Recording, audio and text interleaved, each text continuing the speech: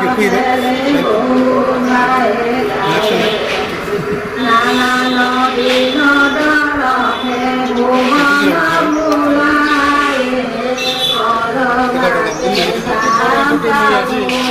আনন্দিত হৈছোঁ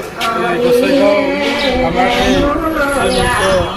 শংকৰদেৱৰ এই কামত দুদিনীয়া কাৰ্যসূচীৰে মহাপুৰুষ শ্ৰীমন্ত শংকৰদেৱৰ 573 সংখ্যক আৱিৰ্ভাৱ মহোৎসৱত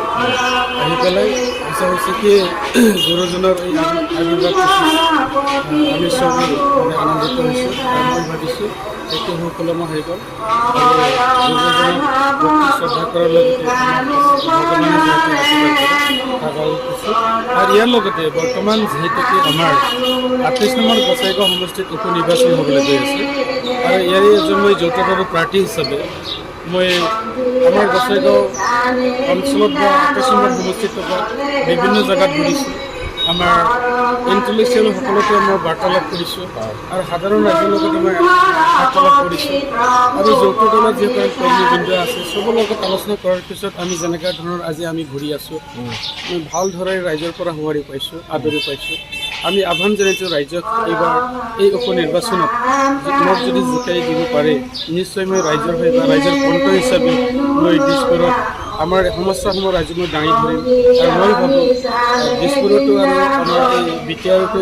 যিহেতুকে আমাৰ যৌথ দলৰে চৰকাৰ চলি আছে গতিকে ৰাইজেও বুজি পাইছে যে এইখিনি উপ নিৰ্বাচনত কোনো এটা মানে যি দলৰ চৰকাৰ নাই এই চৰকাৰ নথকা প্ৰাৰ্থীক জিকাই দিলে আমাৰ ইয়াত কোনো উন্নয়ন নহ'ব তাৰ কাৰণে মই অনুৰোধ কৰিছোঁ ৰাইজৰ হকে যদি কাম কৰিব লগা হয় নিশ্চয় আমাৰ ষ্টেট আৰু কাউন্সিলত চৰকাৰ নিশ্চয় লাগিব তাৰ কাৰণে ৰাইজেও বিপুল মানে সঁহাৰি মোক জনাইছে আৰু মই ভাবোঁ আজিৰ তাৰিখত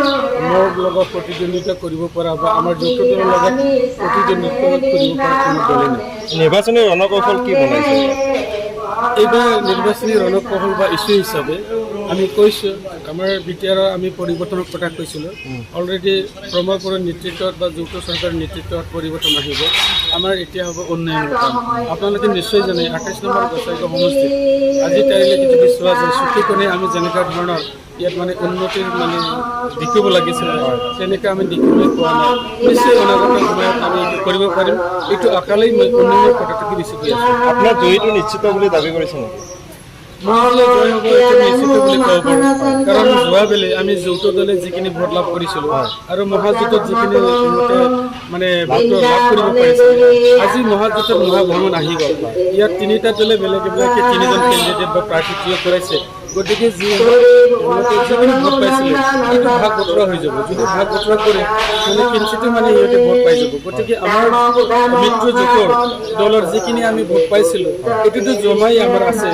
গতিকে আমি বহুত আকৌ বিভিন্ন দল সংগঠন বা পাৰ্টিৰ পৰা আমাৰ দলত দিনে দিনে যোগদান কৰি আছে আজিৰ তাৰিখত গোটেই 28 নম্বৰ সমষ্টি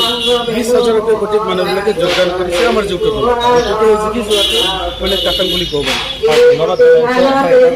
কৰিব লাগিব যে